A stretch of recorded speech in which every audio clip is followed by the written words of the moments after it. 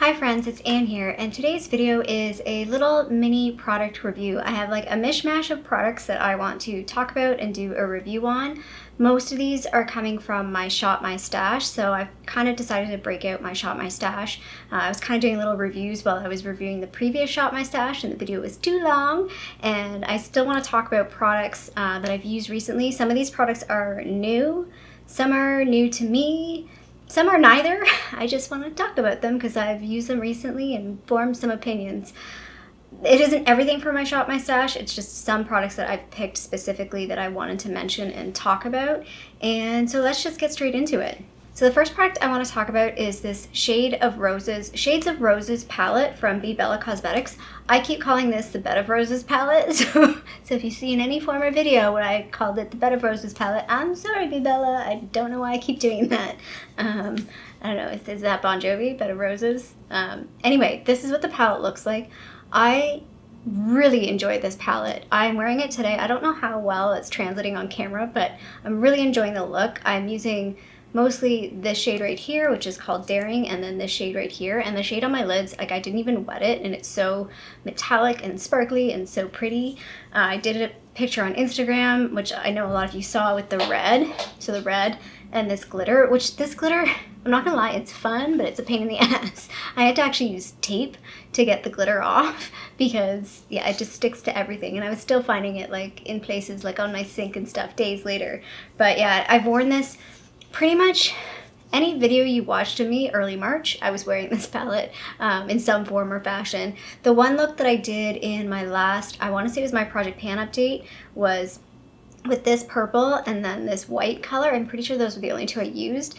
This purple did stain my eyes. So just word of warning that some of these shades will stain. Probably, I've used all these pink ones. I haven't really noticed if these other pink ones have stained, but I don't know if I've worn them for long enough for it to actually stain, but this purple one did stain. But the look was real pretty. Like, I really enjoyed that look. So yeah, I've really enjoyed this palette. I've talked about, they do have a, I want to say Sweethearts palette that I was considering getting, but when I look at the colors of that palette, there's a lot of pinks, and I've already got like 3 pinks in here, and I think there's a purple shade. Like, it seemed like there wasn't enough variation to what I already have, and it was just like a lot of bright pinks, and I'm like, that's maybe too many bright pinks for me in a palette. Although they do have a Life in Pastels palette that I was like, now that one I'm a little intrigued by. It's like a rainbow palette, but it's like pastel-y type colors, which, let's just talk about that as well. What I wanted to talk about for rainbow palette is this. This is the Color Workshop palette that I got in that crazy big kit a few years ago.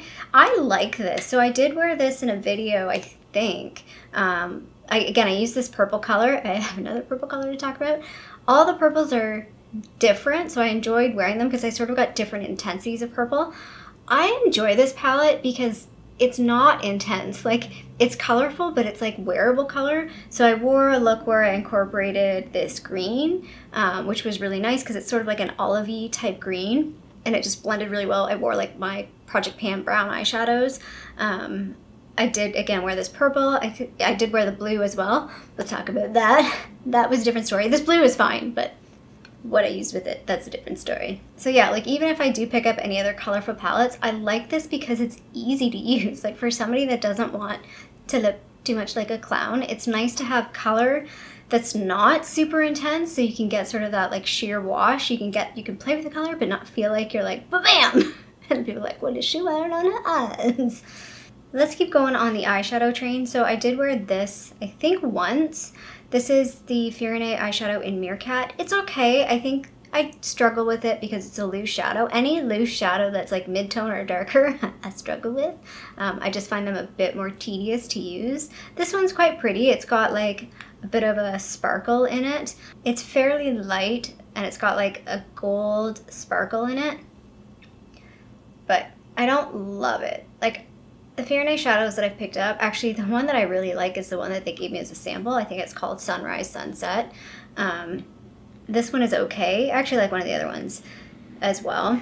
I would maybe consider trying to press this. I think you can take a loose shadow and press it. I don't have any like eyeshadow pans, but maybe I should pick out some eyeshadow pans and then press this. And maybe I'll get a bit more use out of it. It's okay. I just don't love it. These guys. So let's talk about these guys. These are from Inmo, the Inmo Cosmetics, and then this was a collaboration with somebody called Magnolia. Sorry, I don't know who that is. I think because it says Inmo by Magnolia, or maybe Magnolia is the person that owns it. I'm not really sure. Anyway, really enjoyed this one. This one is in the shade Blessed Neva. It actually says Neva Stressed. This color is quite nice, and it's different from the Natasha Denona one I have. So the Natasha Denona, what do you call it? Crystal Chrome Shadow is more gold, more champagne. This is a bit more pinky champagne. So hopefully you can see that below the other shade there. This bad boy, however, this one, influence.com. Yeah, no one's being influenced by this. So I wore this in my 21 questions video and over top that blue shadow. So I used the blue shadow to give it a bit of base because this blue is just patchy AF, if we're gonna go to speaking like that. I just could not make it work. I tried multiple times with it, like figuring out how to see if I can make it work. The only thing I didn't do, which I maybe should have tried, is maybe using it over a black liner as like a liner. That could probably look pretty cool because like a blue metallic over black can look really pretty. But yeah, it just... And then I actually did not wear it much longer after that video because I layered it so much on my eyelids that my eyelids were like dry and itchy and like it hurt to move them. I was like, yeah, I can't do this because I literally put like 4 layers, maybe 3 layers of this on, trying to get it to be as smooth as possible and as least patchy as possible, but it still is patchy AF. Let's talk about another blue thing. This is a blue eyeliner from, is it Deuce or Douce? I call it Douce all the time, but maybe it's Deuce. It's their Ultra Precision eyeliner, and literally the shade is just called Blue. Mine is clearly dried out because it's like getting difficult to, I just kind of really mushed it on there. There it is on the side. I don't love this color. Now I have other eyeliners that are blue and it's kind of fun to have like a pop of blue. Like I like more of like a teal blue or like a cobalt blue. This is like a peacock blue and it looks, I feel like it looks tacky. Like I could never make it look like, oh, a nice little bright pop of color. It just like, oh, are you stuck in the 80s? Like it just never looked great. I'm gonna hang on to it.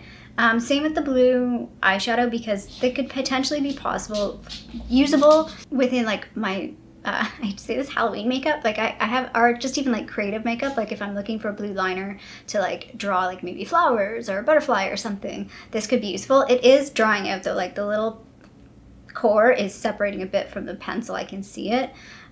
This came in like an not Ipsy, top box I think. So I was like, whatever. But yeah, it's not the right shade of blue to look fun. That makes sense. At least I couldn't make it work. This is something that I did want to talk about because I've kind of changed my opinion on this. So this is the Almay Velvet Foil Cream Shadow. I've always been kind of like, it's okay. I've normally done it as like a one and done type eyeshadow, and I feel like I've tried to sort of build it up. It doesn't work like that. This is more of like a topper eyeshadow. So if you do have this and you're not sure what to do with it, I suggest trying it over, like if you just do like a regular brown eyeshadow, like a, taupe eyeshadow with a deeper brown outer corner, and then just tap this in on like the inner corner or like over the center of the lid. It looks so much prettier that way. This one is in the shade, I don't know if they're all like this, but this is in the shade 070 Astro Girl, and I just find it's a kind of sheer. It's got that sort of iridescent look. I'll just try and do a bit of a swatch here. So I don't know if you can see it on the side of my hand there. Like it's pretty sheer and it just never looked right like as like a one and done shadow or like as trying to make it like a primary shadow, like if I'm doing a 2 shadow look. But if I'm using it more as like a topper type shade, it's so much prettier. And I actually quite enjoyed it that way. It's like, oh my gosh, this eyeshadow is so pretty. Why did I like kind of like not really know what to do with it or like it? And it does dry down and it doesn't feel like crusty or anything. Like it doesn't like dry into like the cracks or anything. I don't really know much like where is Almay makeup. Like I think I got this in a Rexall. I don't know where Almay is sold in Canada. Like it's kind of like Neutrogena makeup. We don't have Neutrogena makeup in Canada, and I feel like Almay is disappearing as well. Maybe it's still in Rexall. I don't know. I have 2 eyeshadows I just want to kind of mention very quickly because I've talked about these a million times. They're the Clionadh eyeshadows, and I just wanted to mention them because Clionadh on their Instagram and everyone's all about like their stained glass stuff, but they do have other shadows, although they're all selling out. I'm pretty sure this one is sold out. This is Toadstool. This is that sort of like typical brown with a green finish, like a green shift to it. It's very creamy, and I find that like it's actually a little difficult to work with because it's so creamy, and it's one of those shadows that is actually very wearable.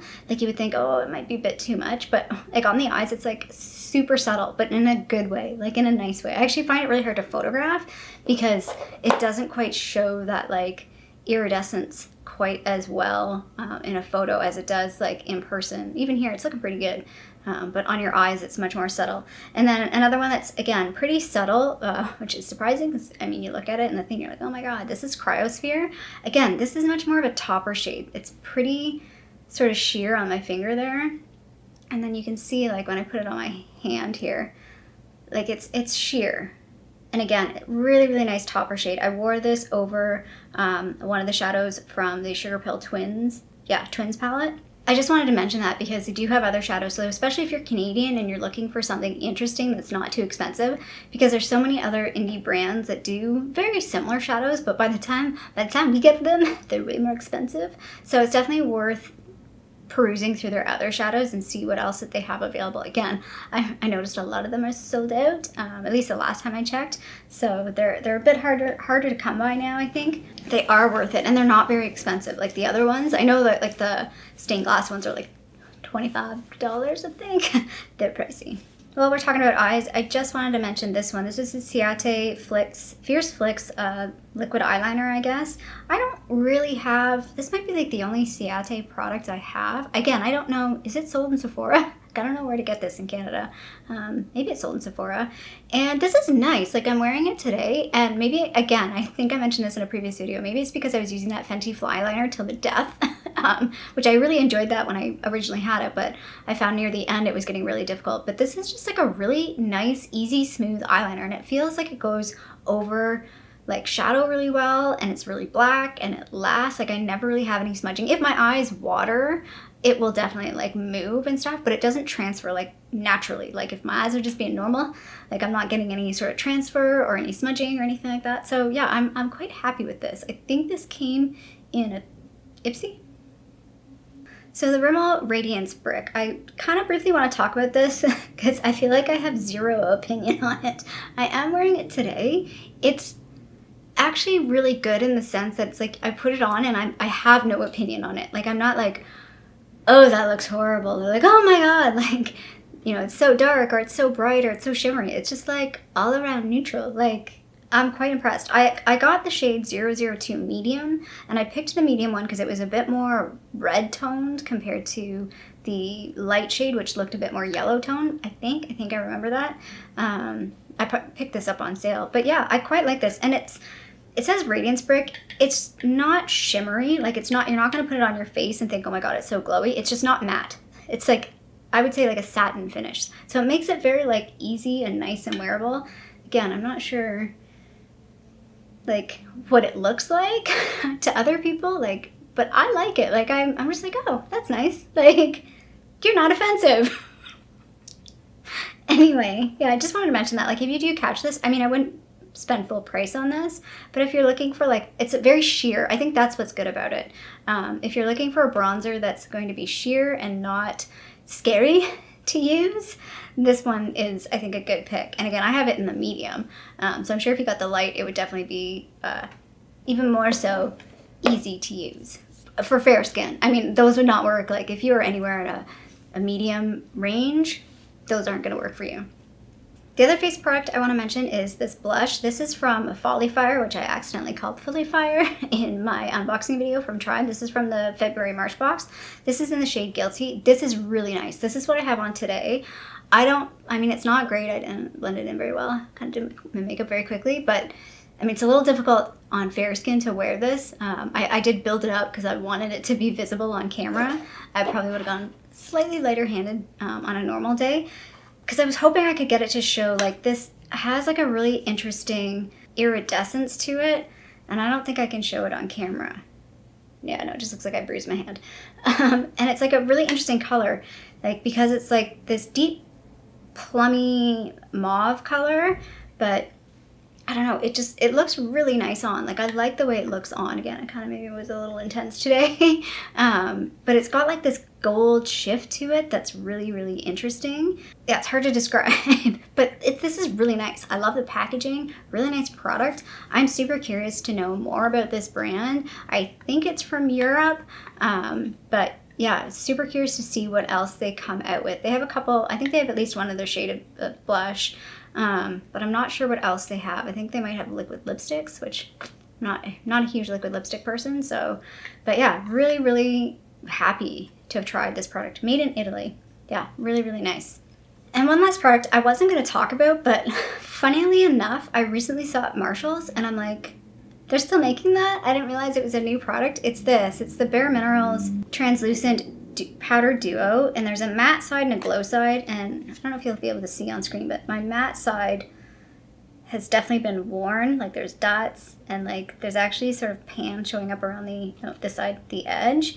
Probably doesn't really show because it's so white. Maybe you can see that way. Oh yeah, you can see it's maybe a bit flatter. Yeah, that side, obviously I've used that side more. I don't know if this does anything, to be honest. I've tried it a few times and I'm just like, is it doing anything? Like, is it smoothing my pores? Is it... I don't know if it does anything, to be honest. So like, if you do come across this, like, I don't know if it's worth buying. I just wanted to mention that because I did see it in Marshall's recently, and I was like, maybe I should just mention, like, I don't like, unless like, I don't know, maybe people have used this. I don't really use the glow side. Maybe I should use the glow side more. I did try, like, what I was trying to do when I was using it recently was like, let me just try and mix both together. It just doesn't seem to do anything, and I'd be afraid, like, honestly, when I was swatching it here, like, if you are deeper skin tone, this could maybe look chalky. I think it's supposed to sort of blur, and maybe this would be good, you know what, maybe this would be good if you have oily skin, because I can see this being a good mattifier without adding too much, like, powder, like, because it's very, very thin. So maybe that's what this would be useful for, but yeah, I was just surprised to see this in the store because I've had this, feels like forever. I want to say I've had it since 2017 because I'm pretty sure I got this in BoxyCharm in 2017. But yeah, it's an interesting product that I've never really known what to do with because I don't know what it does. But again, it's like not offensive. Like, you put it on, you're like, oh, okay. There's that. And I have one last product actually I wanted to talk about. This is the No Problem, said it right, from Touch in Sol. This is the Essence. This isn't really a primer. This is like a pre-primer.